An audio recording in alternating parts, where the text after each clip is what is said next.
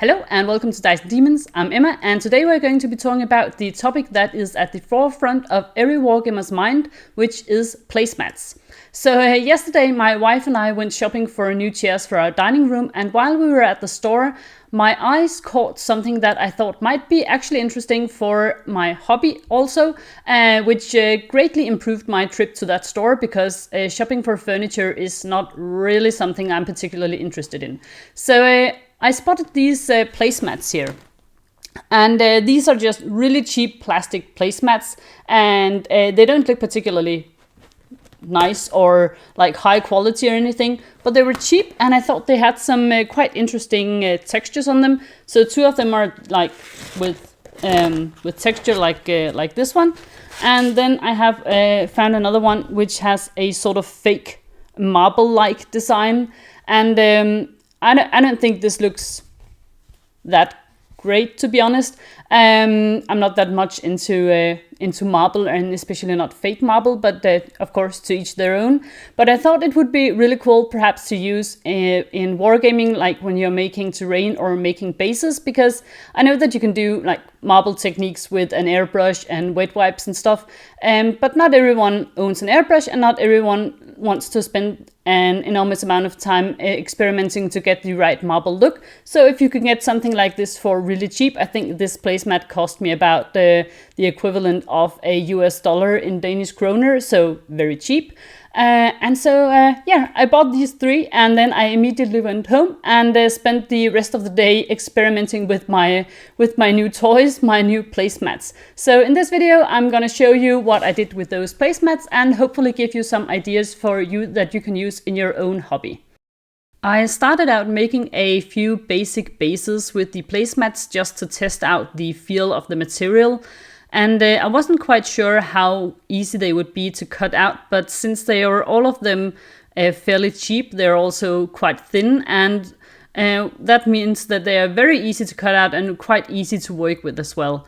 I cut out the shape here, as you can see, with a pair of scissors just to get the approximate shape. I wasn't quite sure how easy it would be to make it fit more precisely after it was glued to the base. And then I just used a little bit of super glue to glue it to the base. And this one, as you could see, had some sort of rubber spots on the back, and that actually made it really easy to glue to a piece of plastic like the base here, whereas the other two were a little bit more difficult to get to adhere to the plastic. And then I turned the base upside down, used a hobby knife, and then just carefully cut out the rim of the top of the base, as you can see here, and it actually worked really well. It was very easy to cut with a hobby knife, and I think the edge was much better when I did that than when I used a pair of scissors. The scissors made it just a little bit sort of fuzzy along the edge, whereas the hobby knife worked really well. So here you can see the first base, very quick, very easy to do. I don't think it looks, completely awe-inspiring or impressive, but if you want a ton of marble bases really quickly for an entire army, I think this is definitely one way to do it. Then I tried the same technique with the two other placemats. As you can see here, again, cutting them out with a pair of scissors here doesn't work that well because both of them are made of some sort of plastic fabric, I think. So it looks a little bit uneven, and I wasn't quite sure if it would actually work. And they were also, both of them, a little bit difficult to get to actually stick to the bases. But once the super glue was dry, I again cut out the bases with a hobby knife, and I think I actually got a pretty decent result with both of them. Again, this is not perfect, but for something that you can do really cheaply and really quickly, I think it's just fine.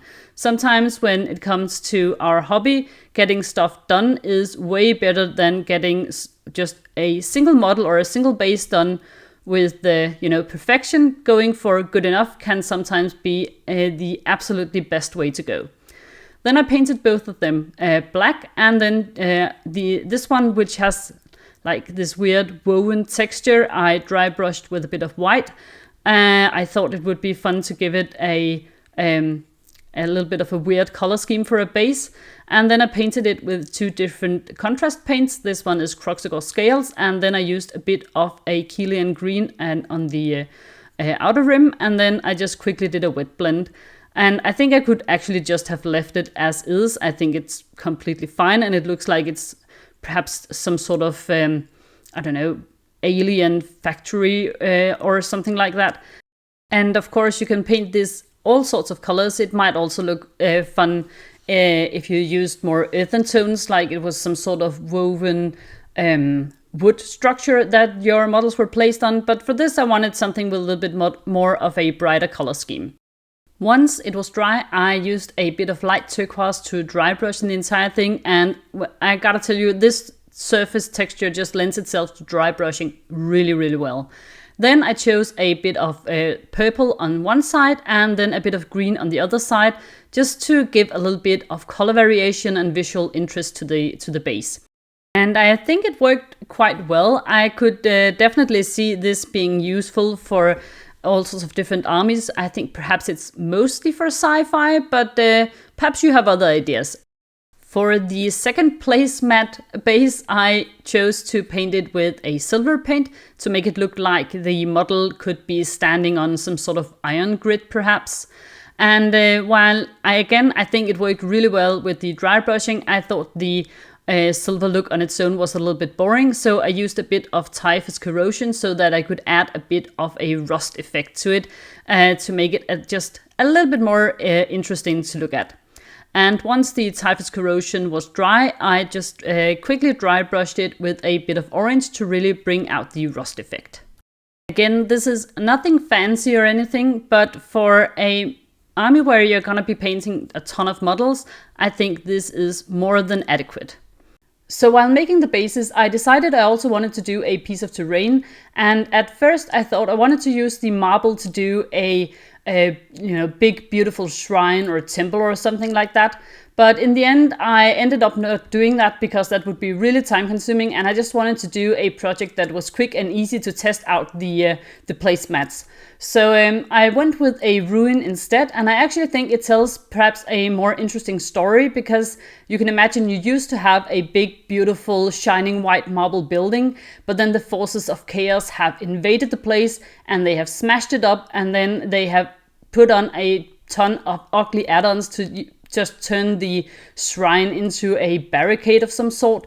It's just, I think, a little bit more interesting and a little bit more intriguing than the sort of untouched marble temple, for instance, would have been on its own. So I just want to show you quickly how I did that in this video. And of course, this is more fantasy based, but I think you could actually use the same techniques to do a piece of terrain that would fit into, let's say, Warhammer 40k, for instance, just with perhaps a few more sci-fi add-ons. Because the marble placemat on its own is so thin, I needed some sort of base to glue it onto, and I decided just to go with foam core because it's cheap and easy to work with. And so I just drew into ruin walls that I could then put together in a square so that they would be able to stand on their own, and then just quickly cut out the shape using a hobby knife. I then cut out a rough piece of the placemat and glued that onto the foam core. I used super glue. I found that super glue works a little bit better on this material than ordinary white glue does, for instance. And then once the super glue was dry, I could easily cut away the excess and then have a couple of pretty decent looking ruined marble walls. The exposed foam core between the two sides of the ruin didn't look quite right, and it also was probably a little bit too fragile, so I ended up covering the middle, as you can see here, with a mixture of wall spackle and white glue. It's not that pretty, and you could probably do something that was much more fancy, but for something like this it worked just fine. Then I decided I wanted these sort of barbarian add-ons, so I used some balsa wood and glued that into a a platform because I wanted this ruin to be something that looked like it was actually functional in the universe. And so a platform behind the wall would probably just really fit the whole idea I had of the Chaos Forces turning this temple or shrine into a barricade. While I had the platform to add visual interest to the back of the building, I also wanted something fun at the front of the building, and I decided it would be cool if the Chaos Forces have added something to deter people from scaling the building. So some wooden planks with some iron spikes hammered into them. I thought that would be quite cool. And the wooden plank is made out of XPS foam, and then these iron spikes I'm making are just out of wooden skewers. So very cheap, and most places in the world pretty easy to access materials. Once I had all my iron spikes, I used the tip of the spike to drill a hole in the XPS wooden beam, and I did that both because I thought it was kind of fitting, but also to make it just a little bit more durable, because I thought if I just glue them to the surface of the XPS foam, they are quite likely to fall off pretty easily, and this is a piece of terrain, so it will hopefully see a lot of use on a gaming table. So if I can just make it a little bit more robust, then that's probably a good idea. Next up, I painted all of the balsa wood and the XPS foam just using a black paint. I'm going for a pretty quick and easy color scheme, both because, as I said, I wanted this to be a quick and easy terrain project, but also because, I mean, it's a piece of terrain. You don't need to bring your painting A game for something like this, I think. After they were all dry, and please be a little bit careful with this, because with a piece of terrain like this, there are many little nooks and crannies where the paint can hide and take a surprisingly long time to dry, actually. But after it was dry, I just dry brushed it with a little bit of white paint to bring out the texture in both the balsa wood and the XPS foam. I then used a brown contrast paint. I believe this was Gore Grunter Fur, but it doesn't really matter much. And I painted all of the wood using that color. I'm using a contrast paint because it's quick and easy, and also because I think it looks quite good over something like this with all the textures and the sort of slap chop method of painting with first the black and then the white dry brush. I then quickly dry brushed it again once that was dry with a little bit of very light brown paint to make it look like it has aged a bit. It's been out in all sorts of weather, so it's not like shining new timber. It's something that has been around for a little while. I then decided that I had dulled it down just a little bit too much, so then I repainted it with a lighter brown contrast paint. I think this was Dark Oath Flesh. And I was a little bit careful not to hit the edges, because I thought it would give a little bit more visual interest to the piece that there was a color difference between the middle of the planks and the edges. I then glued the pieces onto the building, and for the XPS foam parts I used white glue because super glue will melt XPS foam. So I had to use white glue, even though it took a little bit of time to actually make it stick really well to the building. For the wooden platform that was made out of balsa wood and so would tolerate super glue just fine, I used that. And usually when I make terrain, I would build it all and then paint it all together to make sure that everything seems a little bit integrated. But because this placemat surface is not painted and not something I want to try to repaint if I do something wrong, I decided to paint all of these prior to attaching them to the building. So just bear that in mind if you want to do something like this. I thought it looked quite cool with the wooden add-ons to the marble surface, but I also thought that on its own it just looked a little bit boring. So I decided to try and add some weathering, and I wasn't quite sure how the surface of the placemat would handle paint. But I thought, I mean, this is something I'm doing to experiment with the material. It's not something I'm doing because I desperately need this one terrain piece. So I used a bit of Dark Oath Flesh, one of those light brown contrast paints, to add some streaking grime almost. I want it to look like the iron spikes are rusting and then the rusty water is running down the sides of the building and just corroding the marble surface even further. Before the paint was dry at all, I used a bit of tissue paper to wipe it away and just sort of almost make a stippling effect to make it look, I think, a little bit more natural and a little bit less like it's just something that is painted on. And I thought that worked quite well, but I wanted it to be even more sort of natural looking and a little bit more subtle. So I used this really beat up old brush with a little bit of water on it and just removed even more paint from the surface. And that was really easy to do because this is just a really smooth white piece of plastic. So you can really easily do something like this.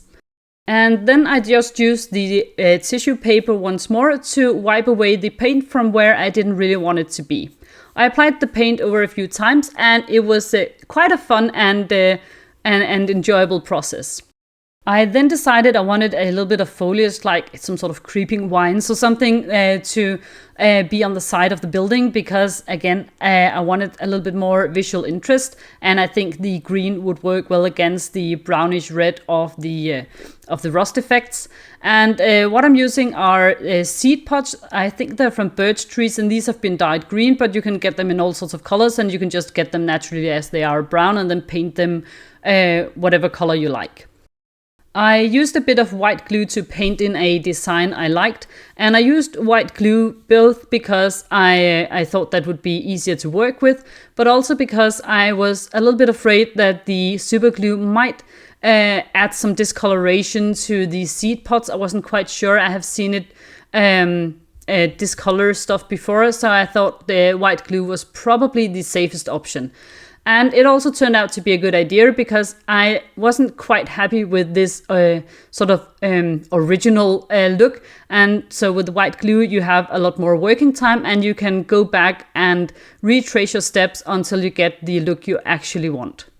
So here we have the finished piece. And I'm quite happy with it, actually, especially for the amount of time and effort I put into it. This was really quick to make. I'm also quite happy that I decided to go with the idea of the ruin instead of the temple, because I think it is a more interesting story that you can tell with something like this, even though, I'm still tempted to make something like a shrine or a temple with the marble, because that's also quite cool. Here I have a Dark Oath model from Warhammer Age of Sigmar, just so you can tell the scale, and I think it works fairly well. I think it's fun that she can be standing on the platform shouting encouragement to her buddies on the battlefield.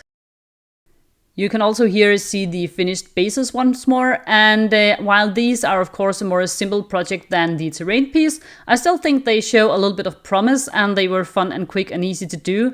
I was a little bit more taken with the idea of the marble ruin, so that's why I used that for the terrain piece, but I absolutely think that these could be very useful for that as well. So that was what I wanted to show you today, and if you have any sort of questions, comments, suggestions for future projects, please let me know in the comment section and I'll do my best to get back to you. Before you leave, I would also like to take the opportunity to thank the wonderful people who support Dice and Demons over on Patreon.